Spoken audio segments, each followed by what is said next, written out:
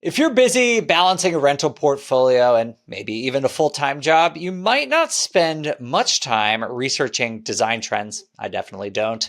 But today we are going to cover a really cool trend in design, which is maximalism. This trend is taking the internet by storm, especially with younger folks, Gen Z and millennials. And we're going to talk through the nuts and bolts of this design trend and how you as an investor can benefit from this in a short-term rental, a flip, or even a buy and hold investment.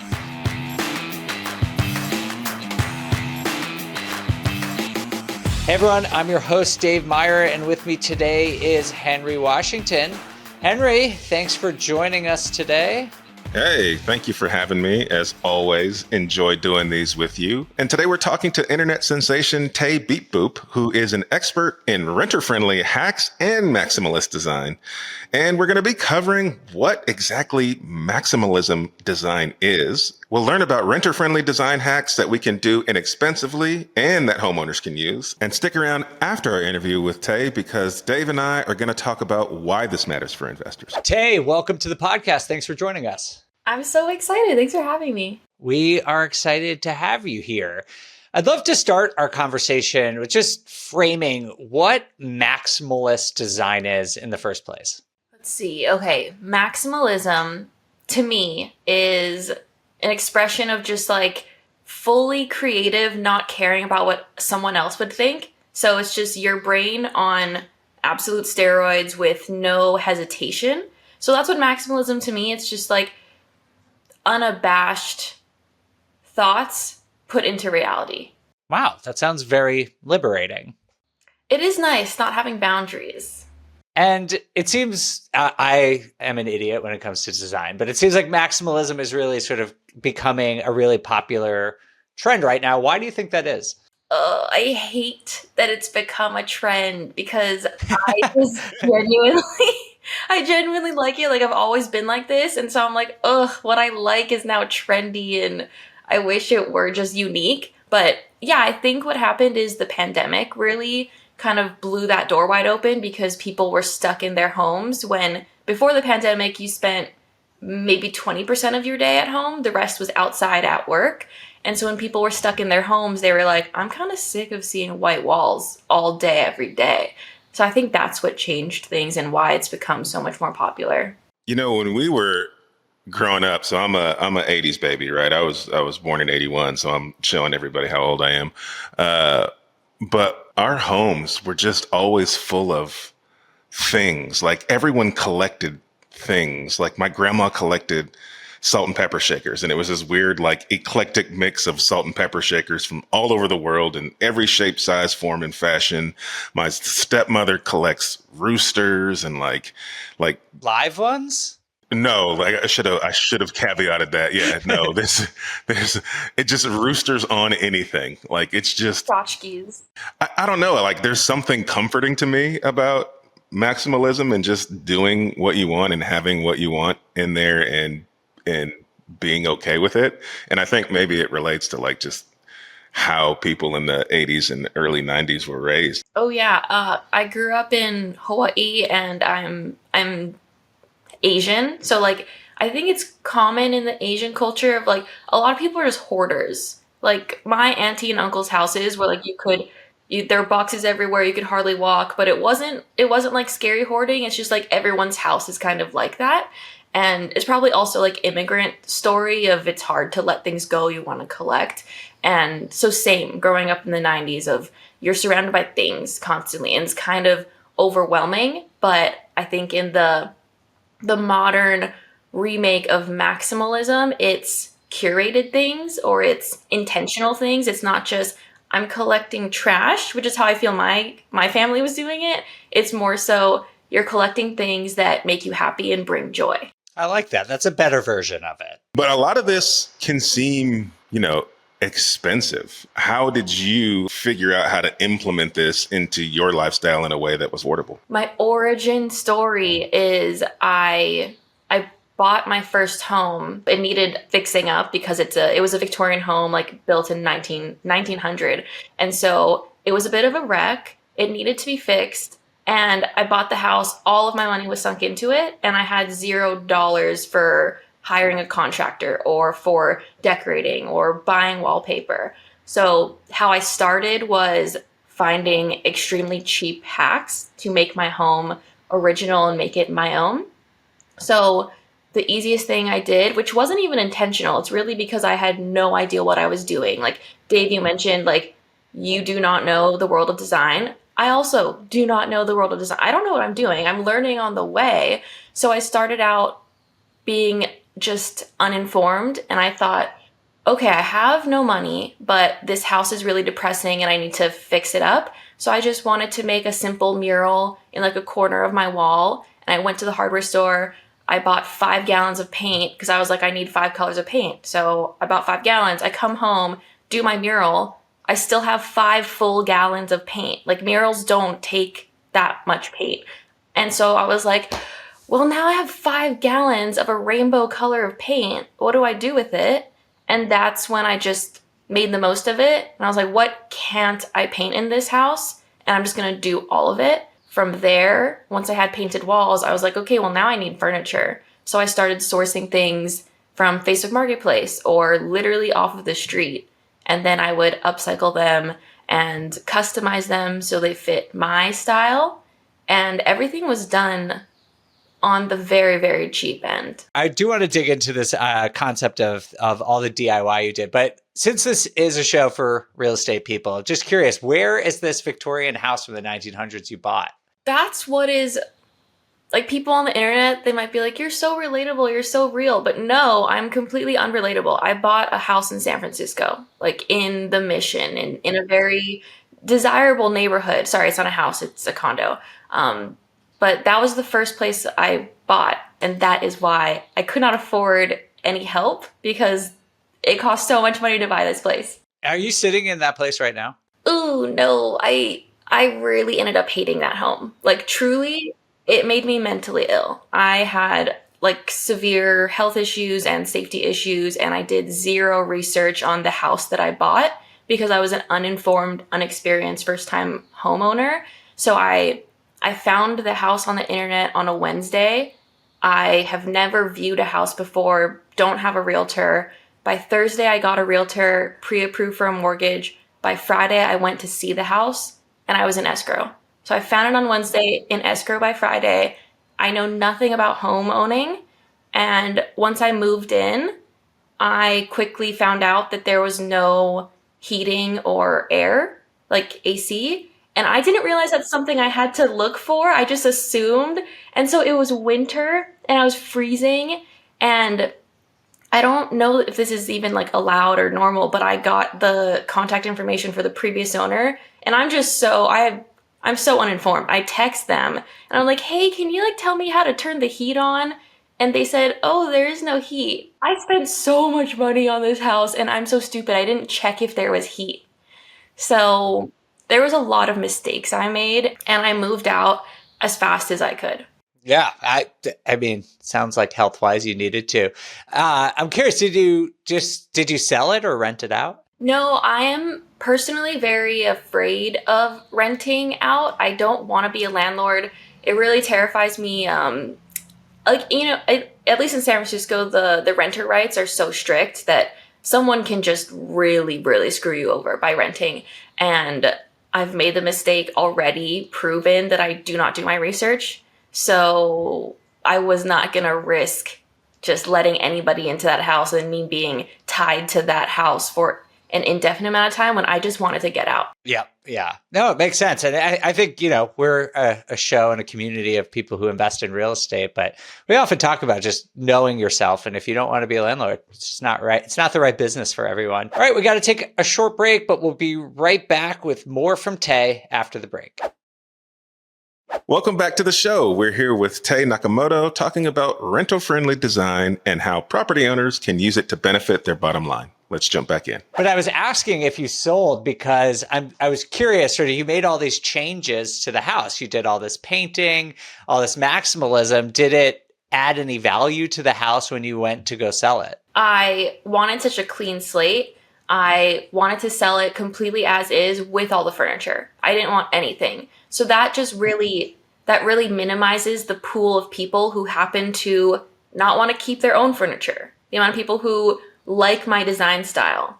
So it limits the pool, but I was still able to find a buyer who was really excited and who, of course, like really appreciated my style. So I don't know if it actually lowers the value of the home because everything is completely fixable and can all be undone. I do a lot of renter-friendly tricks and tips. Even though I own, I like to do renter-friendly changes. I opened up the question to the internet. I posted a video saying, do you think it's possible for me to sell this as is? I don't particularly want to do the work to undo it all, and maybe there's people out there who appreciate it.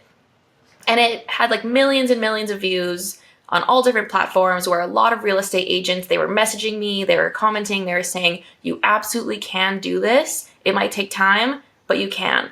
So I listened to the internet and it actually worked. One situation where listening to the internet was beneficial. Few and far between. So everything on the internet is true. Wonderful. And so what more specifically did that teach you about renter-friendly DIY tips and tricks that people can use? Like, what should someone focus on if they want to DIY some part of their property that they can get their style into it without compromising somebody else's home, essentially? Yeah, or compromising your own value and hurting yourself in the future. I know Dave mentioned this, knowing your limits is important, and that's what I say a lot in the captions of my videos. I'm like, know your limits. If you can't do that, like, hire someone who can. Like, I do projects myself of changing out fixtures, doing plumbing, doing electrical work, just because like I've taught myself it. I'm a lot more experienced than the layman, and I trust myself. I am not saying that the average person should be doing that type of work. So that's why I lean heavily into DIY projects, because I'm not trying to damage my house. In terms of like my tips for people to not damage the resale value of their home, my personal view is go renter friendly. It is the safest option. It is the least permanent. You can undo it if the styles change. If this is completely out of style and no longer the trend in 5 years, which it likely won't be, you can undo it. And then the next owners have free reign to do what they want to do. Yeah, I think in real estate investor parlance, this would probably be, Henry, I don't know what you think, like sort of like cosmetic, what we would call like a cosmetic rehab, which is like, you're not pulling down walls, you're not rearranging the layout, you're doing paint, you're doing tile, you're doing fixtures, stuff that you can learn. And like you said, is easily reversible if you need to. Yeah, I try to stay away from anything that requires contractor work, because if I had my way, I would have every doorway would be a giant arch. There would be no doors. There'd be no doors on my closets. I would just have squiggles everywhere. Nothing would make sense.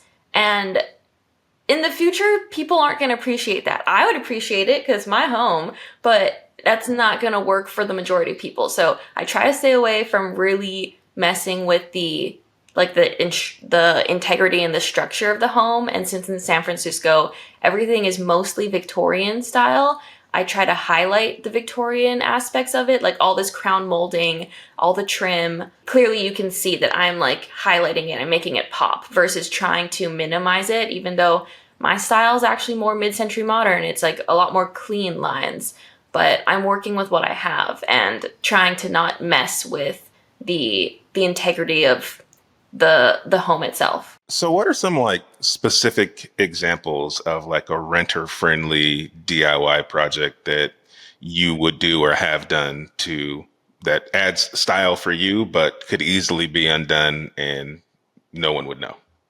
The biggest, easiest, and fastest change someone can make is installing peel and stick wallpaper. I love peel and stick wallpaper. I have it in every single room of my house. The thing is, it can be a bit pricey. So it's completely possible to just paint what you want. Like say you see a wallpaper and you love the pattern. You can teach yourself how to paint a mural. And it's very easy to undo paint the same way it's easy to undo wallpaper. So that is my biggest tip of changing big walls, making it a statement wall. Like boom, within an hour, you have a different room, which is so cool. Not everyone can learn to paint, Tay. Like, I love how you're just like, oh, just paint a mural. Like, oh, anyone could do that. I definitely cannot do that. Have you seen Bob Ross videos? Like, anyone can. Yes.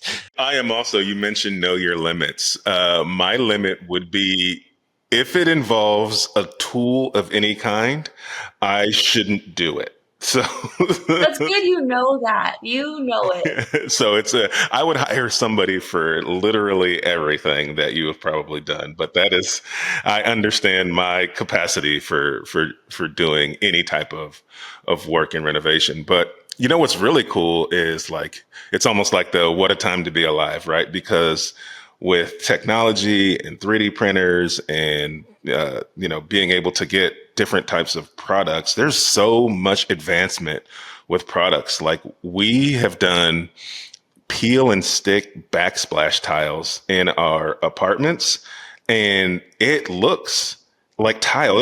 It feels like tile, and you can still grout in between the lines to make it more permanent if you want to. I think if you just spend some time like researching and going to some of these stores and seeing what's out there are some really, really affordable, super high design style things that would cost you a fortune if it was real tile or real wood. But there's really, really great products out there. That's super cool.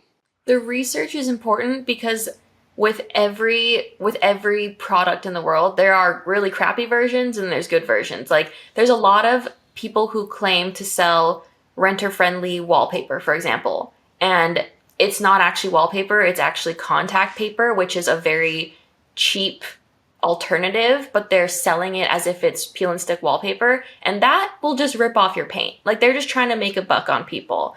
And so it's really important to do your research and see reviews and talk to people who've used the product so you know you're buying the right thing. That's my next big project. Is I'm coming out with a peel and stick tile line, and I've always wanted to do tile, but like you said, renovating a bathroom, renovating a kitchen, that's 40 grand each.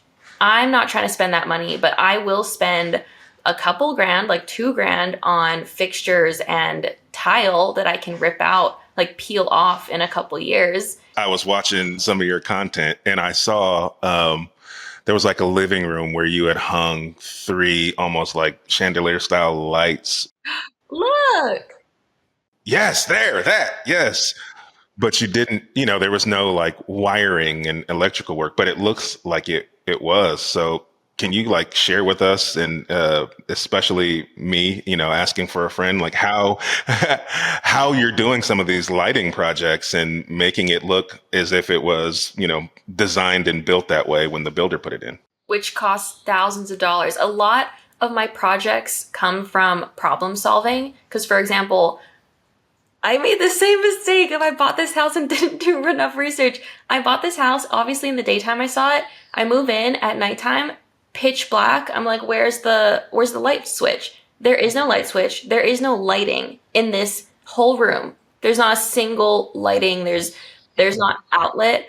Because you don't think God, they really trick you at those home showings. They should have like a sleepover policy. You should be allowed to just sleep in the house for one night to just like see all the weird stuff that comes out when you like actually use the house. And in my case, I need to be able to try out one night in winter, one night in summer. Yeah, there you go.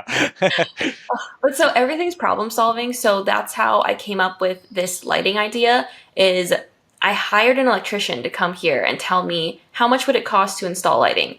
He came and he started to look in the walls and he was like, "Ooh, yeah, it's gonna require me to break through multiple walls to get electricity here to the specific space that you want, and it's gonna cost you thousands of dollars." And I'm not trying to spend that money, so I just came up with this way of like, okay, how can I get some light into this room? So what I did was I bought these chandeliers. They're very lightweight, but they look massive. And I found rechargeable electric lighting pucks that actually, they have light bulb screws, so they screw into the chandelier, but you can just take them down. They're magnetic. You just pull them off, charge them, put them back up. And I installed these lightweight chandeliers into the joists, the beams of my ceiling. So they're really secure, not a worry of them crashing down and like breaking your head. And it was just the perfect hack of now I have lighting. I did not have to break through multiple walls. And for reference, what did that cost versus the electrician's quote, if you could remember?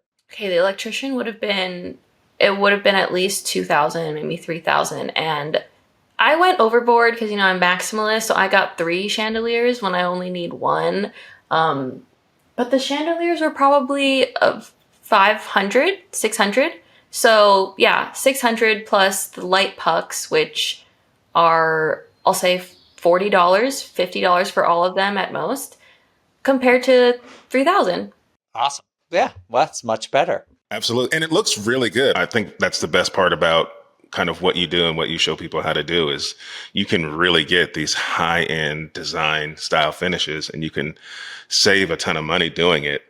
And I know you've done a bunch of different projects, and can you share with us maybe what are some of the pitfalls of like taking on some of these projects on your own, or maybe some lessons that you've learned and that you take into account every time you're going to do a project now to save yourself some time, headache, hassle? That's kind of my whole platform of I don't know what I'm doing and I'm teaching myself, so I'm sharing what I'm learning. And I make mistakes in almost every single project, and I tend to show them. And my very first project I ever did was I ripped out the carpet of a stairwell because I bought the house. It smelled like dog pee. It was disgusting and dirty. It was white carpet on stairs. And so I ripped it out thinking, oh, how hard can this be? I'm just taking out carpet. I didn't realize that it was decades old carpet on top of like a decades old runner. And so I had to pull out hundreds and hundreds of staples from the ground. Staples. And then they used glue. They glued down the runner. So I was like, oh, I'm just gonna stain the floors to match the rest of the house. I start staining and it doesn't match the rest of the house because there was glue on it, which I couldn't see. So it's completely mismatched. It took weeks and like crying because I couldn't figure out what's wrong.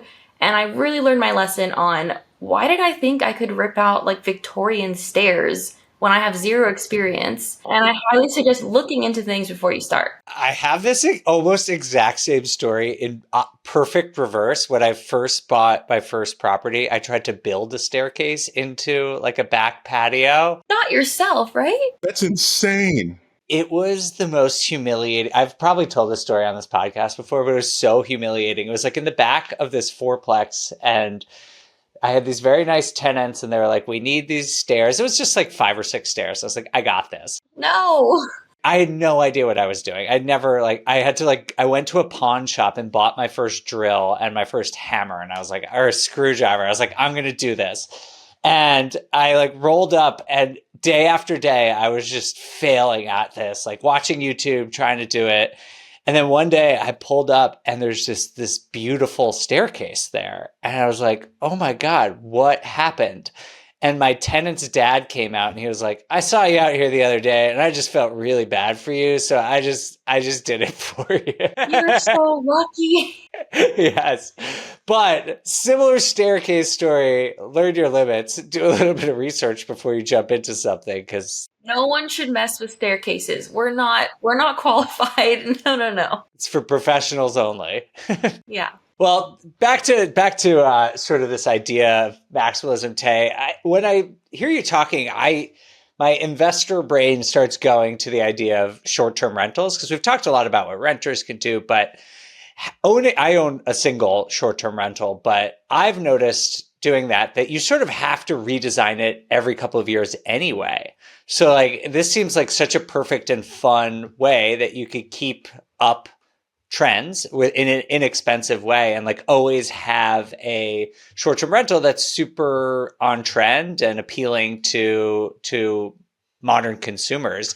I don't know if you've come across that at all on your platform, if people are using these types of tricks or DIY projects in short-term rentals. Oh, I get requests all the time to design people's short-term rentals. So I understand like my type of work and my style is very short-term rental friendly, and like you said, it's the trend and people want it. So I'm a massive proponent of, even if you own, renter friendly is the way to decorate. I will say a disclaimer, because personally, morally, I am very against short-term rentals, which you might not want to post about, but I just have to say it because it is very important to me. I'm specifically talking about locations where there's massive housing crisis. Like I'm from Hawaii, and it has been completely destroyed by short-term rentals, and the housing market has pushed out locals and natives, and even my family was pushed out. You can't afford to live there anymore. So that's why I have strong moral opinions on it, but specifically for very like touristy areas where it's affecting locals. And that's why I've turned down like all asks to decorate for short-term rentals. But I know the benefit that it has for a lot of markets, like certain markets where people, they first of all, they need a place to stay. And then secondly, where they're trying to attract tourism, like there are some crazy short-term rentals that are specifically designed to be insane and to be like an attraction. Like I will travel 2-3 hours just to get to that weird house that is a potato. Like there's actually have you seen that? It is literally a potato. I was wondering where you're going, but potato was not what I was expecting. No, there's some really, really crazy short-term rentals where it's like, that is a tourist attraction and I would go there. And it helps those small areas that wouldn't get tourism. And so there's definitely a positive to it. But because of my own personal experience in my homeland of Hawaii, that's why I don't respond to helping them design those places. All right, Tay. Well, thank you so much for sharing that and for your personal experience. We absolutely appreciate you sharing with us your feelings on all of this. I'd love to just hear any last tips that you have for us on maximalist design and how real estate investors or people who are just listening to this and want to do it for their personal home could add value and just add maybe some joy and fulfillment to their life through these types of projects. Home owning is such a massive goal to accomplish, and I'm so proud of everyone who gets there. Like, it is so hard. And so for all the people listening who are homeowners, I understand that you might have so much money sunk into that place and you want to make it your own and make it feel like your home. So finding the cheap hacks to get it there. You don't have to do it the expensive way and do the full-blown demos to get it there. You can also find just cheaper alternatives, and don't feel like you have to break the bank to make your home even better. Just know that if you do some research, there are other options. I love that. Well, Tay, thank you so much for sharing your story and all your tips and tricks with our audience. If anyone wants to connect with Tay, we'll of course put all of her contact information and social handles in the show description below. Thanks again, Tay. Thank you. Thank you very much. My wife will be super pumped. I hope I meet her. All right, we got to take one more quick break, but when we come back, we'll connect the dots on how investors can use maximalism and these rental-friendly hacks to increase the value of their properties. Stick around.